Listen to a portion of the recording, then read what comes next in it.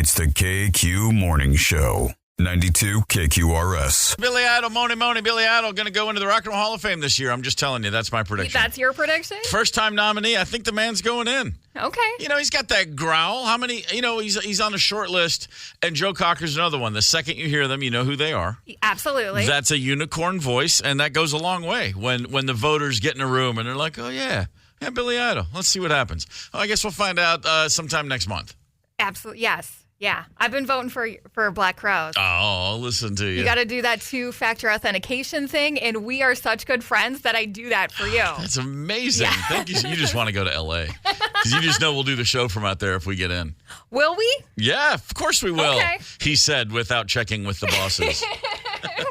Yeah, man. You know that if we do the show in L.A., it starts at 4 in the morning. I've done it. Okay. I've done this very show from L.A. In 23, I was out there a couple times and had to do up. Yeah, and you know what? It sucks.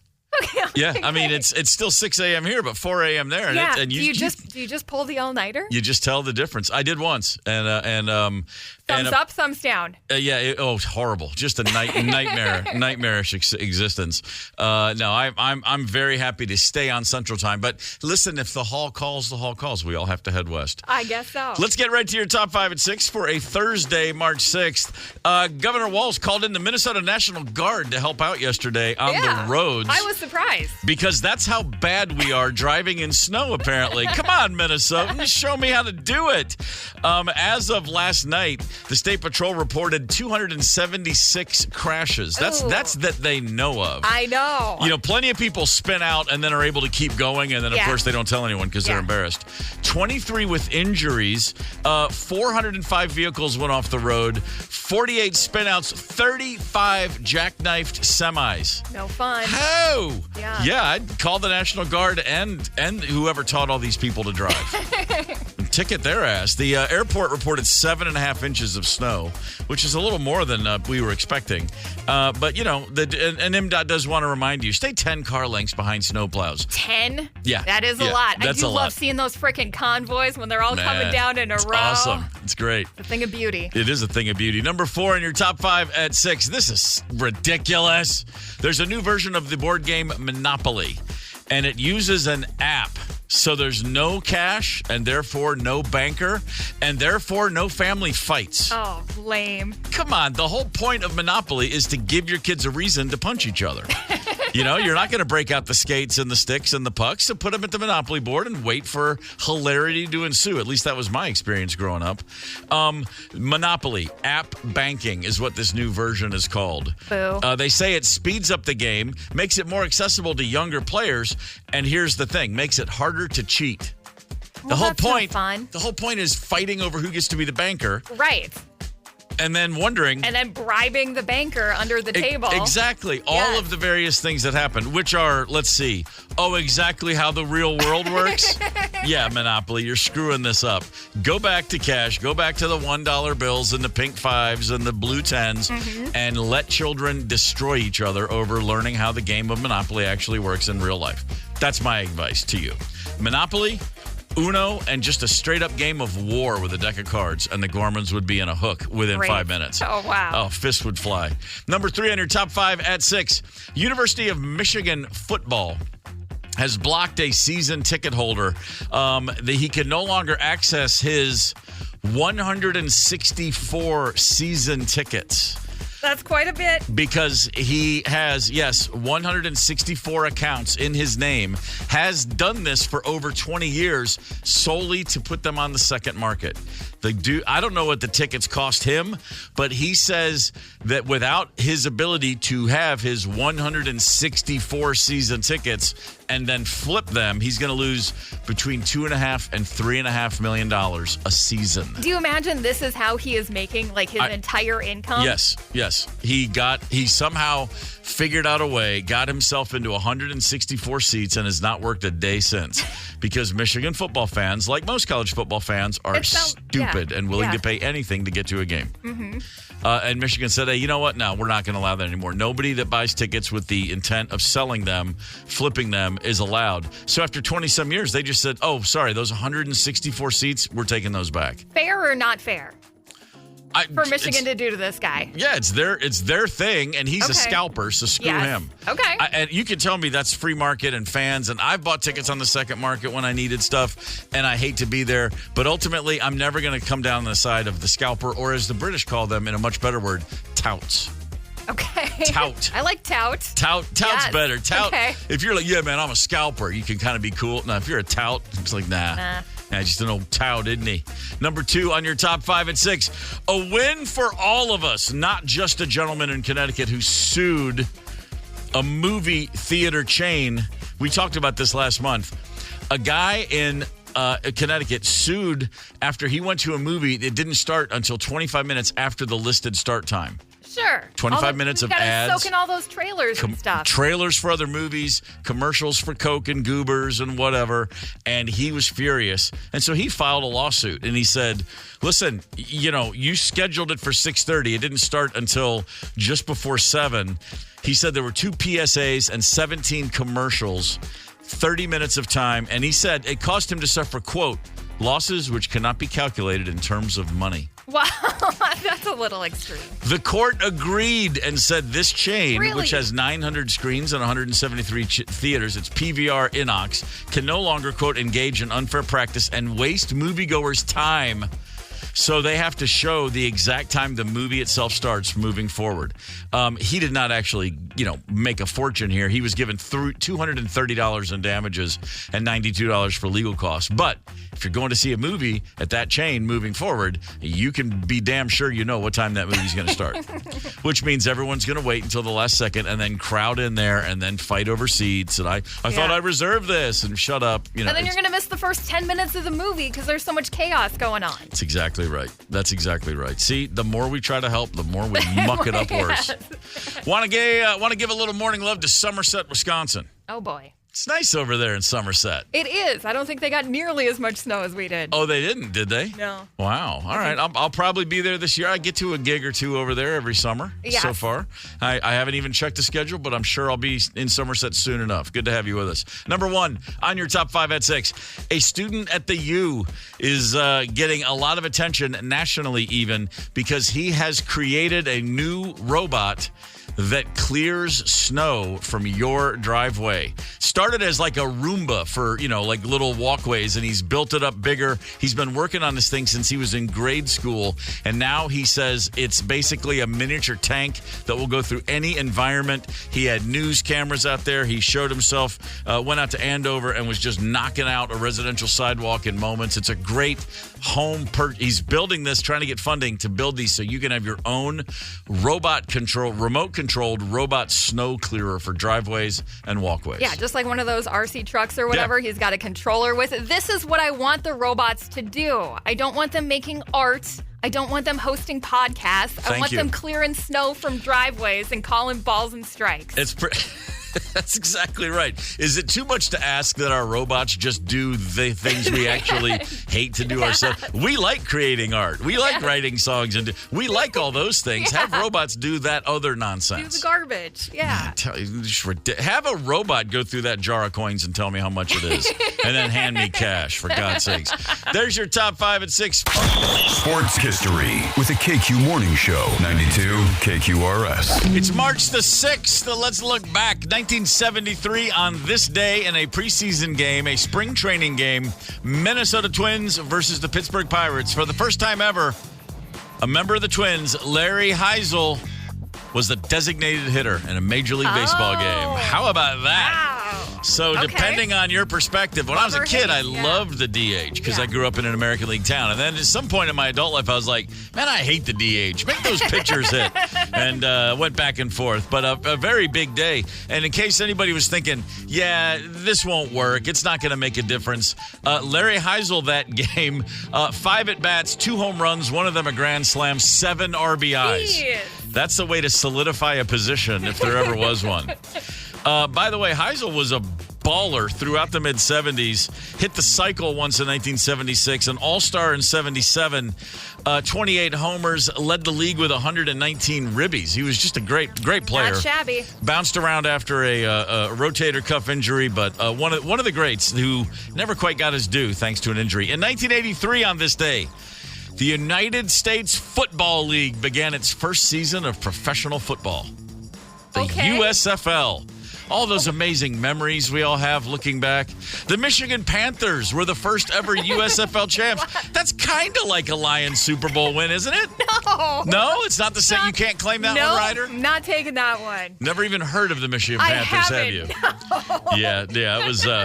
wasn't really the world's not. Did it take off? I should say the United States. As much as people want to insist we're not ready for another football league. We just got the one, and we're good with it. We are. Quick thing here. I just noticed this. On this day in 2021, Lou Ottens passed away. He was 94. What did he do? He invented the tape cassette.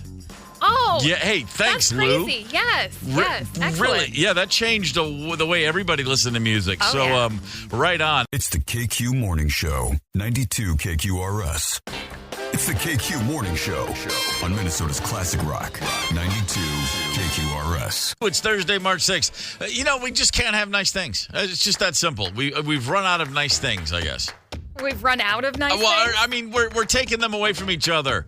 A flight from Minneapolis, Wednesday, going down to Mazatlan in Mexico, was diverted and forced to land in El Paso. Oh, bummer. Which is El Paso is not the same as Mazatlan. It's not. It's very close to Mexico. I mean, it's right across the border, but it's not the same at all. This is what happened. The plane took off. It was a Sun Country flight yesterday. Took off about 2:20, and then at about 4:25 4:25 it landed in El Paso. Everybody's fine. The plane landed without incident. Awesome. Yeah. All the passengers were removed from the plane. They exited safely. They were given overnight accommodation. Probably going to make it down to Mazatlan today. Okay, good. Why did they have to stop in freaking El Paso? Well, the FBI was combing the airport and the plane after the passengers left. They have not issued an official "this is what happened," but a source familiar with the situation, according to CBS News, says a passenger on the plane sent out a tweet, and it seems to be a valid tweet, that he said this: we're landing in El Paso.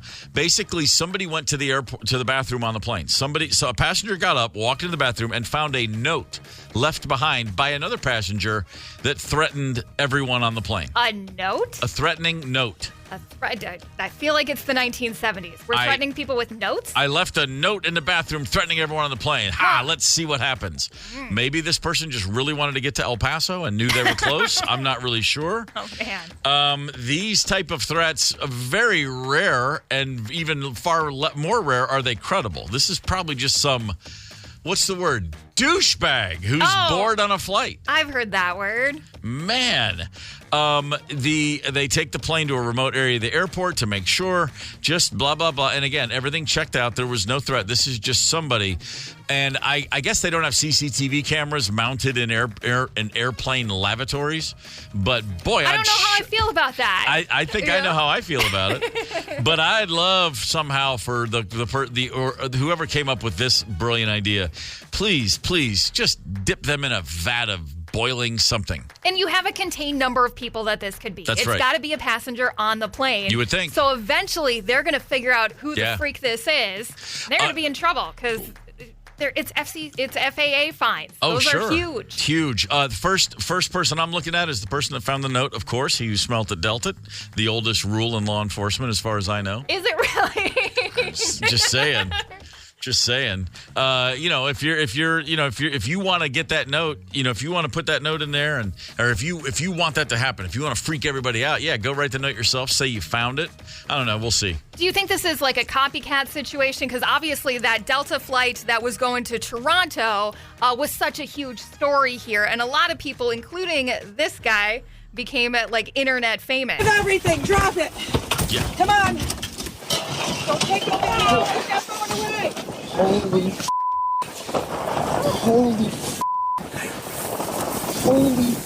Are you trying to be bleep guy? Is that your goal? God. Yo, I was just on this plane. Are you trying to be the I was on this plane guy of the trip to Mazatlan? I want to see a picture of this note. Something tells me it's written in crayon. You think they cut letters out of magazines? Are we going like that old school? That's old school. Yeah, like you said, leaving a note. It goes right back to like a 1970s, Friday night mystery on ABC. Yeah. Leaving the note. Speaking of aviation, Orlando, Florida, the Greater Orlando Aviation Authority has announced they're trying to, they have just put the word out, hey, anybody that can come up with a flying car, bring it here. They want what they call a vertiport at their airport in Orlando, a flying car landing pad.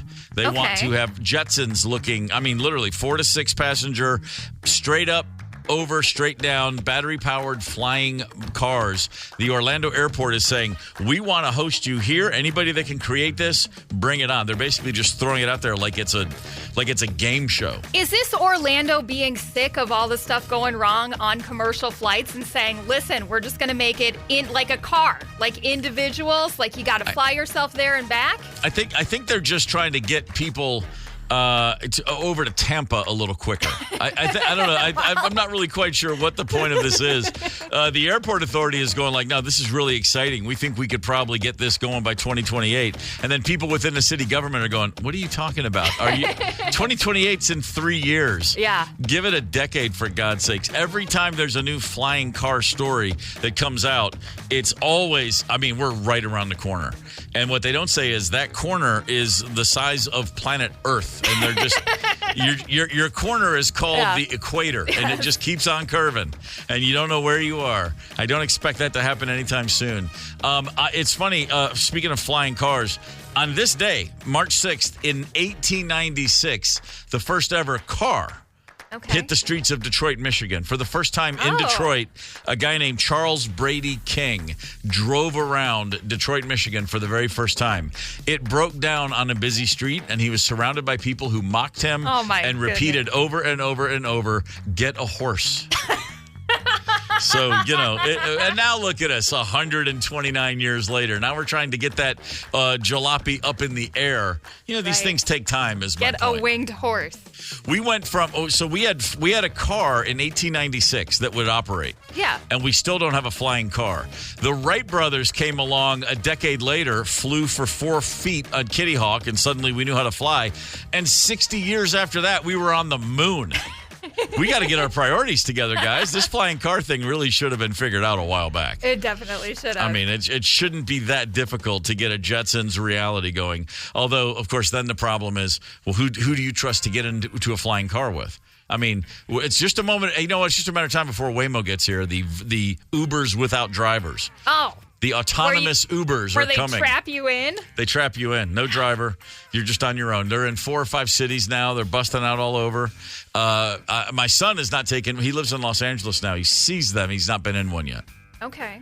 I'm like, what are you waiting for? He's like, I don't know. I'm just waiting, which I kind of get. I dig it. I'm definitely going to hit him up to record this first Waymo interaction so that we can all hear about it. I am a fan of cars with a person sitting at the steering wheel. That's just me. I don't want to be. I don't think you're alone. I don't want to be opening up an app to file a complaint. You know what I mean? Like, hey, we got a problem here. We got a little bit of a problem here. Flying cars, driverless cars. The world's going to hell in a handbasket. Yeah. I'm not really sure what we're going to do about it. Connect with us on the KQ Talk and Text line. 651-989-ROCK. That's 651-989-ROCK. 92 KQRS. Did you ever see Rush, Ryder? I didn't, no. And I'm hearing that's a big mistake. Was there ever even a brief moment when you were like, yeah, I'm going to listen to this Rush record right now? I don't see you going deep on Rush. It was the Chester Cheetos clip from Family Guy where he just like snorts a line of cheese dust and is like, Neil Peart is freaking awesome or something like that. That's what sold me on some Rush. All right. I was never a Rush, card-carrying Rush fan. That was always a band I was like, no, they're all obviously great. Yes. Incredible musicianship and all this. And I when I was in college, this is 40 years ago, I had a couple of Rush fanatics in my life. Okay. And I'm listening to the Replacements were one of my favorite bands. Yeah. And then I'm like sitting there playing that next to Rush, like, fighting over the turntable. And it was like, man, what is wrong with you? And my friend's looking at me going, what is wrong with you? And we're just like, well, these things happen. I only saw Rush one time, and I and I watched the drum solo. I was actually able to be on the side of the stage for the drum solo. Oh, no Which way. is like 18 minutes long, and it ended, and then they went back into their next song, and I was like, okay, I'm just going to leave now. How could you top that? Go out on a high. There's nothing I'm going to see that's going to freak me out more, and I had to go process the fact that I'd just seen what sounded like a man with 4 arms play a drum solo, and I was just like, we play very different instruments, me and that guy. That's not true. Trust me, everything about it, I was like, no, I'm not.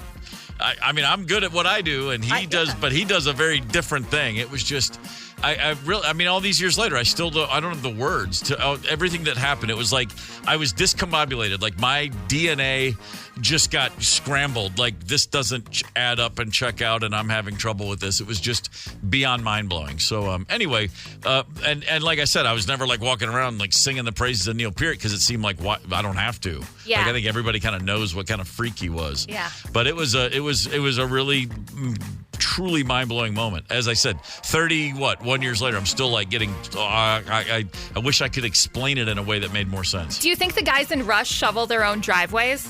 They don't. No. They did as kids. They had plenty of experience growing up in Ontario, but I guarantee you they haven't for a while. But I bet it's muscle memory would snap right back. Okay, good. There's no way Geddy Lee couldn't get out there. If he were here yesterday, I bet Geddy Lee and Alex Lyston, between the two of them, 30, 40 minutes, they'd have the whole KQ parking lot clean as whistling out there, get it done. They grew up doing that thing. No joke. If they were in the building, that might actually be recruited to do that, because I left the station yesterday, walked out the front door, and saw our digital director, Christina. Uh-huh. She's in charge of the website. She does all our graphics. She's super important to what we do here. Yeah. Shoveling the front walk. I was like, Stina, what are you doing? Like, don't we have people for Holy this? smokes. And she was like, no, we don't. It's just me. She made me take some pictures for her to send to her husband. Nice. I think it was to get out of shoveling later at home. And then I was going to help her, but I did not have my big red snow shovel in the trunk of my car. Damn. It's still in the garage. So I'm like, oh, sorry, bud. You don't want to take that shovel with you, because then it might you might not come home with it. You know what I mean? Like shovels. It's in the trunk now. Okay, is it? Yeah. Okay, just so be careful. I might be recruited. Be careful where you whip that bad boy out. Yeah. Someone will drive by and realize they need a shovel. I'm just saying, those things turn into gold bars real fast. I walked out of the building yesterday, walking to my car, and I had the left foot slip, just controlled it, did not go down, but it wasn't even a full, it was like a half slip, I would call it. The foot just shot out, and I stopped, got it together, got in the car, and I pulled out of the parking lot yesterday, and as I turned on to Elm Street, just very slowly, but just the car just was not sticking to anything. It was like super hard left turn at very slow speeds, and completely fishtailed the back. I lost complete control of the car for like 3/4 of a second, which when it's happening feels like an eternity. 5 seconds. Yeah. But I was like, man, at 4 miles an hour, I'm sliding. This is some serious ice right now. Does your dashboard have that dumb light that flashes on? Drives me crazy. And I'm like, it's the light to warn you that you are not connected to the road, that you're slipping and fishtailing. I'm like, of course I know that I'm doing this. It makes it worse. Yeah. It's like, it's bad enough that I already feel it, but now there's a light going off. And if I don't fix this soon, another light will come on. It's like dominoes that way. But it does explain why the National Guard was out yesterday helping people.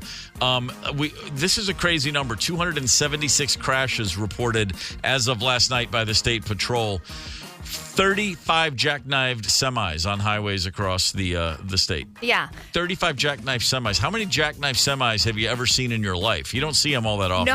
No, they're pretty rare. 35 in one day. I do got to say, the most Minnesota thing that I saw yesterday was on the news last night was the Old Dutch potato chip truck stuck in a ditch. Oh. That was a bummer. Man. Old ditch potato chips, huh? That's how that works. Hey, I don't know if you guys get around, on these snowy days. It's funny, like, got home yesterday, and Rosemary and I, it was our anniversary, and we were like, we were going to get out and do a few things, but we stuck to the plan I came up with. It's snowy, we're going to walk the dog, we'll get up on a bridge, we'll take in the city, we'll be out in it and enjoy it, and we did that, and it was great. And then at some point, we're back home, and you just bunker in. You're like, all right, we're done here. It's too cold. I'm not going to mess with this. And we were thinking about just when the kids were little and we would have snow days, we would just bust out the game Sorry. Okay. Always loved that. Or the deck of Uno cards. And then at a certain point, the kids were old enough, we'd rock out some Monopoly. Yeah. Our Monopoly games as a family, me and Rosemary and our kids were always very fun. No big deal. Growing up as a kid in the Gorman house, the barracks as we called it, Monopoly was just an invitation to a fist fight. And now some knuckleheads have a new version of Monopoly that's removing all of our fun. Hang tight. The KQ Morning Show on 92. It's the KQ Morning Show, 92 KQRS. It's the KQ Morning Show on Minnesota's Classic Rock, 92 KQRS. 92 KQ, Beastie Boys Fight for Your Right to Party. I just realized while listening to that song, I fought after listening to that song once. It wasn't really a fight. That's not how they intended it to go. It wasn't really a fight. Okay. I smacked the kid around who that song was blasting at a school event, and my mom, who was part of the administration, went over and told him, hey, turn the music down. And he gave her a back talking that blew my mind. It was I was not still in high school. I was like 21 years old, and a high school senior got in my mom's face when she asked him to turn down his Beastie Boys music, and I snapped. And so I went over and I smacked his head into the wall, and I put him in a chokehold. I just kind of beat him up. And while I was doing it, and he was panicked, he did the thing where he just froze because I was like a 21-year-old dude and he was a kid. Yeah. And as it was happening, I remember thinking that I had gone to high school with his older brother, and that guy could have done the same thing to me very easily. And I thought, I'm going to get a call from Todd after this. And he called me and said, I'm glad someone kicked that kid's ass. True story. I was like, man, right on. I thought you were going to kill me. Excellent. Yeah, it all worked out. So thank you for that, Beastie Boys. Beastie Boys started as a punk band, by the way. They were like, they played instruments and were punks. And then the rap thing happened, and then they did the hybrid. And, when that record came out, Licensed to Ill, man, that was monumental. Game changer. You could not escape it for years, whether you tried like I did or not. I've come around. Their records in the 90s were absolutely fantastic. And by the way, in the Rock and Roll Hall of Fame since 2012, the Beastie Boys. Really? Yeah, they got it. They got in real fast, as one does. So thinking about fights, thinking about music, my family, growing up with 5 older brothers, well, there weren't so many fights, but there was a lot of skirmishes. Okay. Okay, that's not quite a fight, right? Or was there anything specific that would cause these skirmishes, or was anything. Just anything, anytime? Same last name in tight quarters. That's all it took. You were just looking for a reason to take the lid off the crock pot and let the steam out. And one of the safest bet in the Gorman house when I was a kid was break out the Monopoly board. Let's sit down and play a game of Monopoly. Well, it sounds like fun. Just sort of brings out all of the thieving, cheating, side dealing, all of the things that make capitalism what it is. It's there in a board game. It's in Monopoly, yeah. And when you put a bunch of boys sitting around a table who are looking for any reason to smack each other, man, the fists would fly. I mean, there's just no getting around it. And then, of course, you would go into a game. I'd look at my brother, say Doug, and be like, "Hey, man, so I want all the railroads, okay? So if I need one, you got to give me this trade. I'll give you, we'll do deals. We'll just look at each other, and we can make trades. Set up a signal. And then the banker, let's say that would be my brother Dave, would be like, no, all trades, any swaps have to be done up top. Everyone has to know what everyone's doing. And then we would just, under the table, here's my Connecticut. Give me that B&O railroad. And we'd do it. Yeah. And then the bank would get upset. And, I'm saying this would just lead to gargantuan, all dust-ups. Not exactly. No one ever went to the hospital. No one ever. That's a good start. There was never a broken nose, but there were probably, there were red cheeks, there were some pulled hair, there were. We used to call the old Indian rope burns. There was a lot of things you'd do to each other to earn game of Monopoly. Slap each other over Monopoly? Yeah, well, yeah. Again, it was just a context. It was just a picture frame. Okay. The picture was painted, and it was young men fighting. We just put it in the Monopoly frame for a few hours. Now there's a new version of Monopoly that's going to remove all of the tension because now you play the game of Monopoly. The banker has been replaced with a mobile app, and there's no physical cash. Where's the fun in that? Exactly. Okay. Thank you very much. All right. Unless you know how to get in and reboot an app, you can't cheat as the banker. No. You don't have to be worried about the banker cheating you. And again, it just seems like Monopoly, more than anything, prepares you for life in the real world with bankers because there's side deals galore. There's little winks and nudge, and who do you know and where'd you go to school and all that stuff. Absolutely. Yeah. And plus, do you even want to play Monopoly if there isn't a chance you're going to be the banker? No, of course not. And as the youngest in a family, getting to be the banker, not unlike Thanksgiving, being able to sit at the big table instead of the card table. Yeah. Yeah. I mean, those are moments that you absolutely remember. But we would get there was Monopoly, the game Risk, another one. The old war game, Risk. I didn't even want to dabble in that. Oh, man. It just seemed like it was going to take hours, and I would have no idea what was going on. I look back and I think about that. Like, okay, no internet, no smartphone, no any of the things that any kid today just grows up with. 4 or 5 TV channels. Mm-hmm. And in the summer, we're just at the pool all day. But if it rained, if you didn't have the pool for a summer day, man, board games how many lives were saved because people didn't die of boredom because you had a board game to play? Sure. Board games. I had some cousins. We'd played cards in the basement, or a war in the basement on rainy day. There may have been some slaps exchanged, not between me, but between the brother and the sister. So, yeah. It would get a little crazy there. Yeah, there were we had cousins that would come in, and it would just be the exact same thing. It would just be more people ready to throw down over a board game. We were not a big Scrabble family. I'll just go ahead and tell you that. Okay. There was a Scrabble board, and this sounds like like just central casting. But my sisters and my mom would love a good game of Scrabble.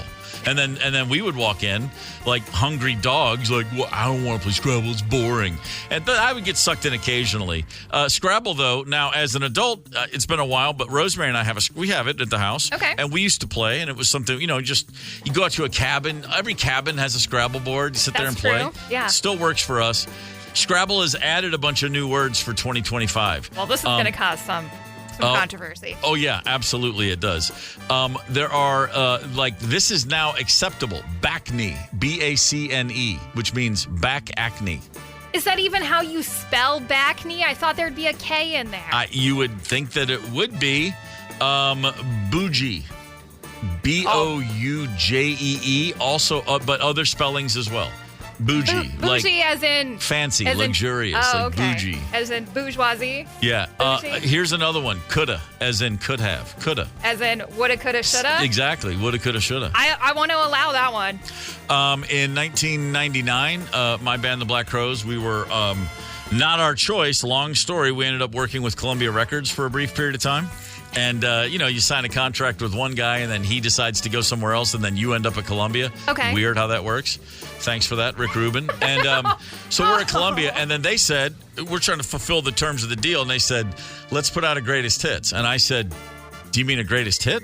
Like, there's a few. But I was but we're still in the middle of a career. I'm like, greatest hits? That's really weird. But they're like, no. And when they were talking about what we should name, and so then we're going to do this. And we had put 5 albums out, and there were a few hits.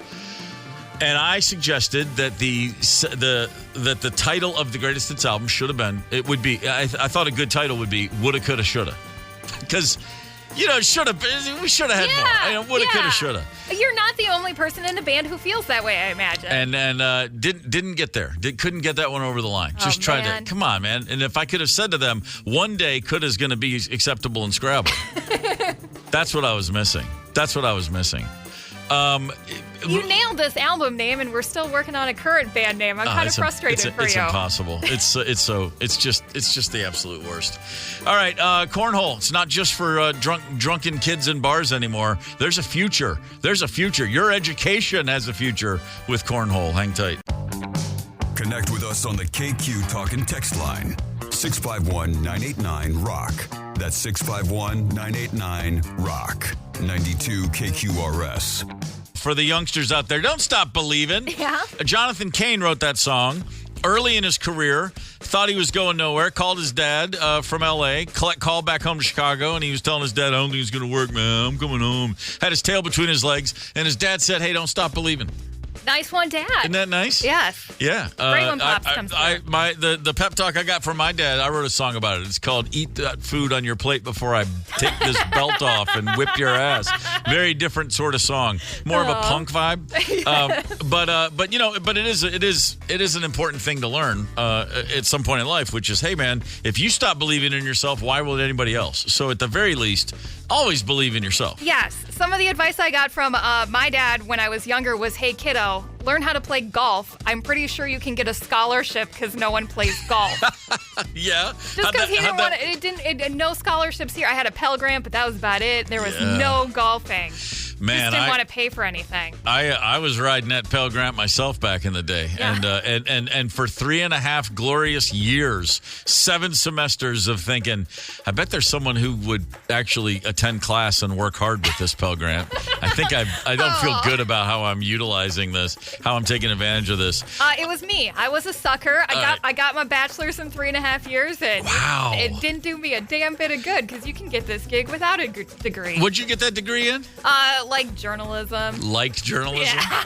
I was a broadcasting major. I mean, that's what I was going for, man. Yeah. Broadcast journalism is what it was called. Yes. And my brother, who is a journalist, a newspaper man, when he heard, said, "What classes are you taking? Microphone juxtaposition 101?" He immediately went straight to the old newspaper grumpy guy mocking a broadcaster for that. But, of course, all I could say was, well, I don't know. I don't know what else to do. People say I got a good voice. I don't know. But there's a kid in Utah named Luke Herbert, and he has not stopped believing. He wanted to be a baseball player. He was a baseball player growing up. His goal was always college baseball. Like you were supposed to be a college golfer. Yeah, he was going to be a college baseball baseball kids player. Who thought they were going to get on that baseball scholarship. Yeah, man, it's a year-round pursuit. This kid, 18-year-old Luke Herbert, however, as it turned out, got sick. He was diagnosed with an autoimmune disorder, and it gives him some painful skin rashes. Ultimately, it's being managed, but you cannot get rid of this situation he has, and he can no longer play baseball. But what he discovered was he can still underhand throw a beanbag into a hole across the room. Cornhole. Well, good for him. He discovered cornhole, and he has now signed a scholarship to play for Winthrop University, that's in South Carolina, to play for their cornhole team. Oh, they have a cornhole team? They have cornhole. Collegiate cornhole is a real thing. Isn't every fraternity just a cornhole team? You would think that, yes. But this is actually the university itself saying, yeah, come on, let's go. Let's do this. We're gonna help you pay for your college with you being a great cornhole. Are you an athlete? Is it a cornhole player or are you a cornholer? I think you're just a cornholer. I think you are a cornholer. Let's call it that. Yeah. So he is this school in South Carolina, right near Charlotte, North Carolina, Rock Hill. They have the Cornhole World Championships every summer, and I've watched cornhole on ESPN before, or maybe it was on ESPN2 or something, and like ESPN most people 16. most people, I turned it on. I went, you've got to be kidding me. And then 40 minutes later I was like, I guess, okay, that was pretty cool. I'm glad I watched it because I got sucked in. Cornhole and darts are two things I will watch on TV. I'll get sucked into some professional bowling every once in a while. Oh, come on. Man, the balls are just sailing down that lane so fast. Yeah, man. It's incredible. I will go down the rabbit hole of just great, you should see my Instagram feed. It's kind of insane, the things that it just decides I want to watch because it knows. And I will watch like 3-minute clips of the most amazing split pickups you've ever seen. It's a thing of beauty. It really is. I just watch that and think, man, when I was a kid, I thought I might, 12, 13 years old, I was rolling a lot. I was on the waxwood a good bit. It was in your bones, right? It was in my bones. Yeah. My dad he ran a bowling ball company, for God's sakes. He started in Brunswick. When I was a kid, he was at Brunswick, and we had Brunswick, like, bowling alley furniture in our house. What? You know, like those cool... Your living room was like a bowling alley? Mid-century, like the coffee table was like a Brunswick bowling alley drink table. That's awesome. It looked like the kind of Jetsons like. Did it have the recessed cup holders? Yeah. Was there a built-in ashtray and that kind of thing? Not a built-in ashtray, but yeah, we had a table in the kids, like the den, had the recessed cup holder thing. So jealous right now. We had, in our garage, we all had our own lockers. It was Brunswick bowling lockers. No way. There was a row of 4 on top of 4. Each kid had their own locker with their own key to hold all their sports gear in. Oh, wow. And I don't know if I've ever been more jealous of you. I didn't think twice about it, but every kid that ever came over was like, oh, my God, that's so cool. Yeah, the bowling lockers were pretty good. Anybody in the family get a bowling scholarship? No, I don't think such a thing existed back then. Okay. They wouldn't give you a scholarship. They just hand you a Miller High Life and a pack of cigarettes and say, get to work, kid. I would have been very happy with either of those things. Hey, the 2025 Tee It Up Golf Card number 3, presented by Club Champion, is on sale right now. Golf 7 area courses, save over $200. Text golf to 651-989-ROCK for more information. The top 5 at 9 is coming up. Hang tight. It's the KQ Morning Show, 92 KQRS. It's the KQ Morning Show on Minnesota's Classic Rock, 92 KQRS. I'm Steve Gorman. This is KQRS, the highway to hell, rolling through U.S. Bank in April. Come on, ACDC. Yes, Let's starting get at to US it. Bank. First show. That's right. Yeah. That's exactly right. If you've never seen AC/DC, I'd recommend doing whatever it takes to get a ticket and get into that bad boy. Yeah, I think that sucker is nearly sold out, if not sold out. So you're looking at secondary market. Sorry to say, but man, I'm excited. I am always excited in the weeks building up to an AC/DC show. I've seen that band many times. Never, ever left in anything less than a great mood. Right? And it's because they keep your heart pumping the whole time. Like, there's not a slow second. No, they're not really known for their torching ballads, their searing ballads. That's why I love them. Yeah, it's the absolute best. Let's get to your top 5 at 9 for Thursday morning. Yesterday, we Minnesotans forgot how to drive, so much so that the roads, the highways, the byways were filled with accidents. The National Guard was called in at different places around the state to help out. We had the State Patrol, as of last night, reported 276 crashes. Damn. 23 of those involved injuries. 405 vehicles went off the roads. Yeah. 48 spinouts and 35 jackknifed semis. Good God. I know. They took the buses off the road. So even the pro drivers were told, nope, not today. Yeah, not a good idea. Get out of there. So 7.5 inches is what they measured out at the airport, which is a little more than expected. It was close to a foot the further south and east you went. Yeah. So, yeah. Suffice to say, we're still not good at this. You know, I've only been here a couple of years. I guess I'm in my 3rd year. I've been here a little over 2 years. But for all the locals and all the people who are proud Minnesotans, get better at driving in the snow. Come on. We'll work We on got a it. reputation to keep up here. We do. Yes. I honestly got here in January of 23 the first week I was in town, we got like 20 inches of snow that week. Yep. And I remember thinking, I watched 2 people spin out. And I was like, oh, they must not be from here. In my mind, I was just like, everybody up here is a great driver in the snow. There's no way it wouldn't be that way. We are real great at clearing snow, though. Yes. Oh, my God. Once the plows get out there and start doing their thing and they get the chemicals and the salt and all that good stuff on the road, we are one of the best at that. The plow armada is pretty cool to see. You know, I come from a place where the plows are like, what's a plow? I'm sorry.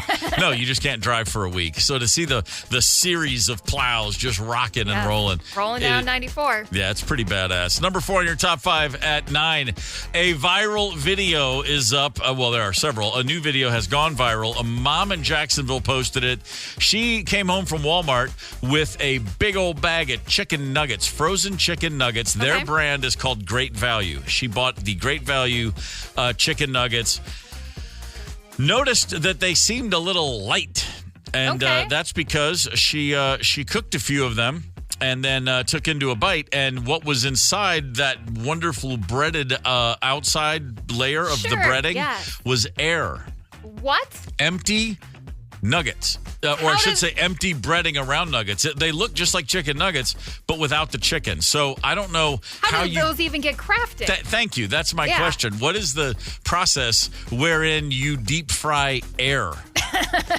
It's weird. I don't know what it is, but we're going to see it at the state fair next year. Deep fried air on a stick is coming. In the video, she slices into several nuggets, and it's literally just the breading, completely hollow, nugget-shaped breading. All right.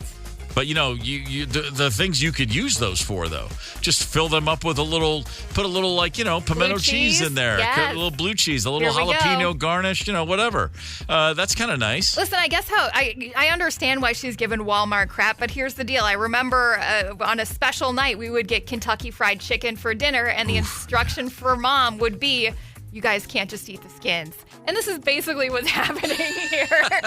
Is the breading's the best part anyway, isn't it? It's very true. So the last time I had KFC, and I will admit it's been a while, the meat was the least of my concerns. It was just right? like, oh yeah. And Skins I don't even and never even needed the extra crunchy. Just the good old classic was always exactly what I was looking for. Number 3 on your top 5 at 9, University of Michigan football, a season ticket holder for the University of Michigan football team is suing the school. He has 164 season tickets.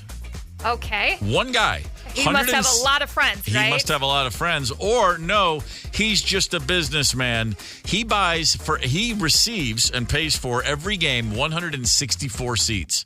And then he puts them all in the secondary market. And he flips them for crazy money. The university started a new policy where season ticket holders cannot purchase them for the sole purpose of reselling. Each person is limited to a total of 8 accounts. Now, he has 164, which is a lot more than 8. It is. They've said, hey, you know what? You're out. Sorry, we're taking away your tickets. He's been doing this over 20 years, and he's suing the university saying, you can't unilaterally change your terms and conditions without our consent or knowledge. My answer is, of course they can, you douchebag. He says he's going to now lose between $2.5 and $3.5 million in revenues without his 164 golden eggs. So this is how he was making his living then. I have to assume this. We'll put it this way: if this isn't the bulk of his income, then what is this? Just a hobby? Yeah. What the hell? If you're making $3 million a year flipping tickets and you have another job on top of that, dude, you got some overhead issues. And he should just be at $3 million a year for however many years he's been doing this. He should just be, all right, jig's up. I'm going to retire. Put me on a beach somewhere. I would have assumed the entire time he's just waiting for the phone to ring. Yeah. You know what I mean? Yes. This is the ghost of Bo Schembechler. The jig is up. I would have been waiting the whole time for that. Number 2 in your top 5 at 9. We told this story a couple months ago. A guy in Connecticut sued a movie theater chain, the PVR Inox movie chain. This was his problem. He went to see a film that was scheduled to start at 6:30 p.m. Okay. He walked in at 6:30. He sat through 30 minutes of commercials and PSAs and trailers, and therefore lost 30 minutes of his life, and he was so upset he sued the theater chain. And a court has come down and ruled, yes, we're with you, weird dude who didn't know how this works. He won? They agreed with his complaints. They told the movie theater, you can no longer, quote, engage in unfair practice and waste moviegoers' time by showing long commercial ads during the slot meant to exhibit the movie itself. The judge said, hey, time is money. And spending 25 to 30 minutes of watching advertisements is a significant waste of time, especially for people with tight schedules. People seek entertainment for relaxation, but that doesn't mean they don't have other responsibilities. In your face, movie theaters. Wow. How about that? I like it. Yeah. He got, for his efforts, he got our eternal thanks and $230 in damages. Oh, I guess they determined his 27 minutes is worth $230. Which is roughly, $500 an hour. That's not a bad gig. That is not a bad gig. No, he's doing okay for himself. Hey, Dayton, want to give you a little heads up that we're thinking of you. Yes. Thanks for being with us, to all of our listeners in Dayton. Number 1, on your top 5 at 9, as you mentioned, Ryder, Minnesotans are pretty darn good at clearing snow. Really good clearing snow. A really good, what am I trying to say? A student at the U is really good at clearing snow. Thank you, brain, for catching up to my tongue. Senior Max Minikov has a snow clearing robot, remote controlled. It's a... Giddy up, let's go. Looks kind of like a tank. He got the big rollers on the front, and this bad boy goes up and down your sidewalk, up and down your driveway, and blasts all the snow out. You just stand there with a remote control and feel like the coolest guy in the neighborhood. I like it. This is what robots are for. Yeah, the original one he had was like a Roomba-sized bot. He's gone bigger now. It's a I don't know what you would compare it to. It's bigger than a bread basket. How about that old saying? Yeah, so if you're out in the burbs and you've got that black top that kind of goes through the entire suburb, it clears off like one of those paths, like the bike path type thing. Yep. So, bang. yeah. It's pretty bad. Pretty badass. He's graduating in May, hopes to make this his full-time gig right out of school. He's already receiving orders. He's looking for financing. Some kids just figure it, they look at a situation, they figure it out, and they make money for the rest of their lives being smart, and then some kids just go into radio like us. That's how that works. All right, there's your top 5 at 9 for Thursday morning. Plenty of time left in the day. What you going to do? Hang tight. Connect with us on the KQ Talk and Text line. 651-989-ROCK. That's 651-989-ROCK. 92 KQRS. This is KQ 92. Good morning. The day here at the station is almost done for us, but we got a lot of time left. Ryder, what you going to do? It's a special day. He told me, please, please, please, do not do this, but I'm doing it anyway. It is Mr. Ryder's birthday today. Oh! So, nice. Despite his wishes, we're going to wish him a happy birthday. Yeah, happy birthday, Mr. Ryder. That man is a force of nature, and I am delighted to ride that storm each and every single day. I freaking love that dude. So he said, I don't want a birthday shout out, but he always wants a plug for his store. So down in the valley, you get all the good records there. Yeah, man. And more. Down in the valley, happy birthday. Go ahead. No. So he's going to be out enjoying some noisy rock show, and then tonight I'm going to watch some high school hockey is what I'm going to do. Yeah. I'll be taking on some high school hockey. I was flirting with going over there myself. Oh, yeah? Yeah, it's not going to happen. The more I've thought about it, I'm like, wait, I maybe over the weekend, but right now, just not going to be able to pull the plug. Did you catch any of that that Hibbing Chisholm game yesterday? I think they just it was a glorified practice. I believe they put 7 in the net, if memory serves. Yes. Yeah, it was fantastic. I've got to. What do I got going on today? I'm gonna. I will be watching hockey on TV. I picked up a book yesterday. A book I read years ago called The Yiddish Policeman's Union by Michael Chabon, my favorite author. Yiddish Policeman's Union came out in I think 2007. I can't even begin to describe how insane this novel is. It's a fictional. Just the title alone is blowing my mind. It's incredible. One of my favorite books. And I picked it up and I was like, oh yeah, man, that was so great. And I started to read the first 3 pages and I was like, oh, I got to read this again. So then I just dove in. I'm gonna sit and I'll probably take a couple different 30 to 60 minute spans of my day will be spent reading this book for the first time in 15 years, and I'm looking forward to, because I can remember the big things, but there's so much I know I'm going to be surprised to rediscover. But I love finding a book I loved a long time ago, and every now and again just taking the time to read it, and that's going to be that's what I'm looking most forward to today. That's a really good plan while you're waiting for the snow to melt. Yeah, exactly. Yeah, no reason to get back out in it again. We had our fun yesterday. Now that's enough is enough. Tomorrow we're going to have some fun. Kostaki Economopoulos. There it is. Jokes write themselves right Kostaki Economopoulos. Is that he's at Acme all week. Started Wednesday. He's going there through Saturday. And tomorrow he'll be here with us on the show. So we look forward to talking to him. It's a very funny gentleman. Hey, Chris Nelson's up next. You got a shot to see Marshall Tucker Band. Hang tight. Get the KQ Morning Show podcast wherever you listen. 92 KQRS.